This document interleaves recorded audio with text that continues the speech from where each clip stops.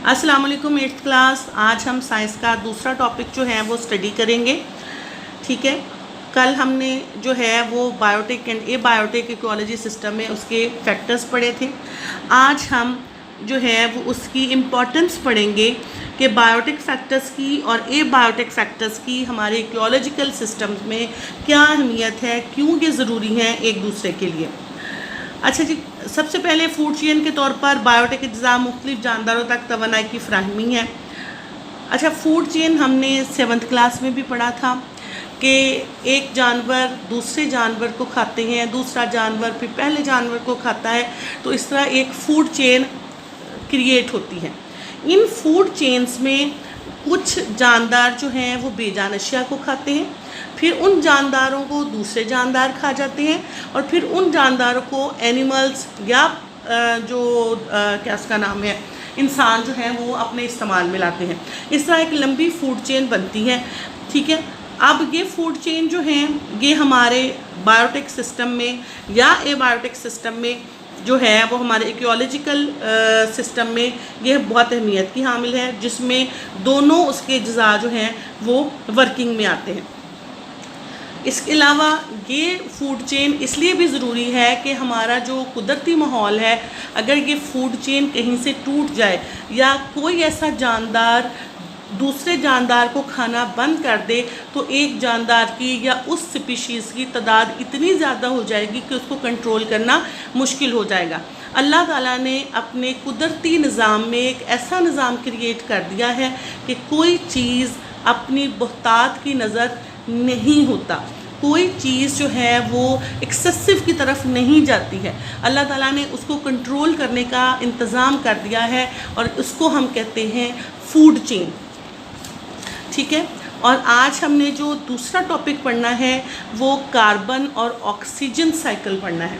देखिए, कार्बन और ऑक्सीजन दोनों गैसेस हैं। ये गैसेस हमारे इकोलॉजिकल सिस्टम में बहुत अहमियत की हामिल हैं, क्योंकि कार्बन जो है वो भी जानदारों के लिए बहुत ज़रूरी है और ऑक्सीजन भी जानदारों के लिए बहुत ज़रूरी है। कार्बन को फोटोसिंथेसिस के अमल के दौरान पौधे जब अपनी फूड तैयार करते हैं, कार्बन उनका वो इस्तेमाल करते हैं। कार्बन के बग़ैर कोई भी पौधा अपना फूड जो है वो नहीं बना पाता, और अगर वो फूड नहीं बनाएगा तो फिर किसी भी जानदार को खुराक नहीं मिलेगी। ऑक्सीजन जो है वो एनिमल्स और ह्यूमंस के लिए, जानवरों और इंसानों के लिए, रिस्पायरेशन के लिए, सांस लेने के अमल के लिए बहुत ज़रूरी है। ठीक है, इसमें कार्बन और ऑक्सीजन कुदरती तौर पर कार्बन डाइऑक्साइड, इनका साइंटिफिक नेम है कार्बन का, और ऑक्सीजन गैसों की शक्ल में फ़िज़ा में मौजूद होती हैं। कहता है ये साइक्लिक तरीके हैं। साइक्लिक तरीके वो होते हैं जो दोबारा अगेन एंड अगेन, दोबारा दोबारा दोबारा दोबारा खुद जो है खुदकार अमल के ज़रिए जो हैं वो चलते रहते हैं। खुद मुकम्मल मुसलसल इनकी गर्दिश जो है वो माहौल में होती रहती है। जब पौधे फोटोसिंथेसिस के अमल के दौरान अपनी खुराक तैयार करते हैं तो क्या होता है कि फ़ज़ा में से जितनी कार्बन होती है, जितनी उनको चाहिए होती है, वो फ़ज़ा में से कार्बन डाइऑक्साइड ले लेते हैं, और जो पत्ते होते हैं ना उनके नीचे 2 सुराख होते हैं जिनको हम स्टोमेटा कहते हैं। और इस अमल के दौरान, फोटोसिंथेसिस के अमल के दौरान, पौधे जो हैं वो ऑक्सीजन जो है वो पैदा करते हैं, और वो ऑक्सीजन जो है वो पौधों में से उनके पत्तों के नीचे जो स्टोमेटास होते हैं उसके नीचे से वो हवा में खारिज हो जाती है, और उसको जो है वो ह्यूमंस एंड एनिमल्स जो हैं वो सांस लेने के अमल के दौरान इस्तेमाल कर लेते हैं। ये देखें, इसकी तरफ गौर करें कि ये एक दरख्त है। फोटोसिंथेसिस के अमल के दौरान ये सूरज की रोशनी, पानी, ठीक है, सूरज की रोशनी, पानी और कार्बन डाइऑक्साइड को इस्तेमाल करते हुए ये फूड बना रहा है। ठीक है, फूड बनाने के अमल के दौरान वो एक ऐसी गैस खारिज कर रहा है जो कि ऑक्सीजन है, और ऑक्सीजन को जानवर अपनी रिस्पायरेशन के लिए जो है वो इस्तेमाल कर रहे हैं। अब जो जानवर है, जब वो फॉसिल फ्यूल बनता है या कोई जानदार मर जाता है, जानवर या इंसान, जब वो ज़मीन के नीचे चला जाता है तो वो फॉसल्स और फ्यूल्स की शक्ल जब इख्तियार करता है, मसला मुताबिक ये कि जब वो गलने सड़ने लगता है तो उसकी बॉडी में से कार्बन जो है वो खारिज होती है, जो अगेन दोबारा पौधे जो हैं वो इस्तेमाल कर लेते हैं। ठीक है, और इसी तरह कार्बन और ऑक्सीजन का साइकिल मुसलसल हवा में गर्दिश में रहता है। कार्बन भी ऑटोमेटिक वे में बनती रहती है, ऑक्सीजन भी ऑटोमेटिक वे में बनती रहती है। कार्बन को हर वक्त जो है वो पौधे अपनी खुराक तैयार करने के लिए इस्तेमाल करते हैं, और ऑक्सीजन को जानवर और इंसान सांस लेने के अमल के दौरान इस्तेमाल करते रहते हैं। तमाम जानवर और पौधे तवानाई हासिल करके रिस्पायरेशन करते हैं। रिस्पायरेशन के दौरान तमाम जानवर पौधे फ़ज़ा से ऑक्सीजन लेते हैं और कार्बन डाइऑक्साइड फ़ज़ा में खारिज करते हैं।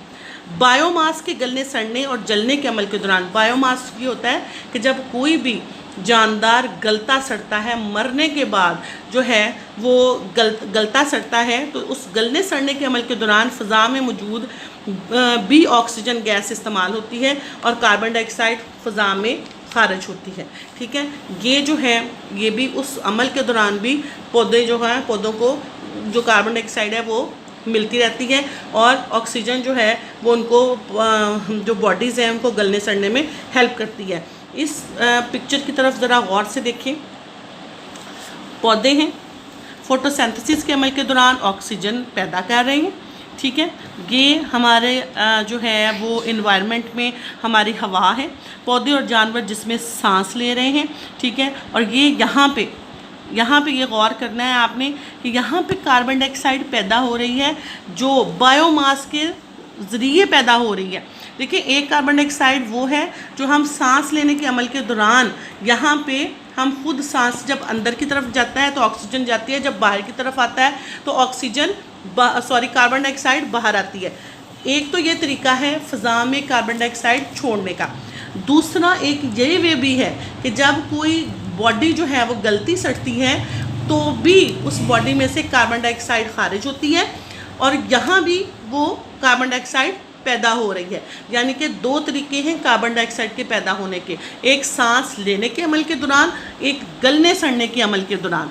ये ऑक्सीजन का साइकिल है और ये कार्बन का साइकिल है। ठीक है बच्चों, अगर आपको इसमें किसी भी किस्म की मुश्किल हो तो क्लास में भी आप मेरे से पूछ सकते हैं, कमेंट बॉक्स में भी पूछ सकते हैं। ठीक है, आप बच्चों ने चैनल को सब्सक्राइब ज़रूर करना है। ठीक है, साथ में जो बेल आइकन है वो भी आपने बना लेना है, उसको भी प्रेस कर लेना है। इसके साथ साथ आपने वीडियो शेयर ज़रूर करनी है ताकि अगर किसी भी बच्चे को किसी भी किस्म की हेल्प की ज़रूरत है तो वो लाजमी इससे फ़ायदा उठा सके, ताकि सबका भला हो सके। तो आपने इस काम में मेरी हेल्प ज़रूर करनी है। ओके बच्चों, अल्लाह हाफ़िज़।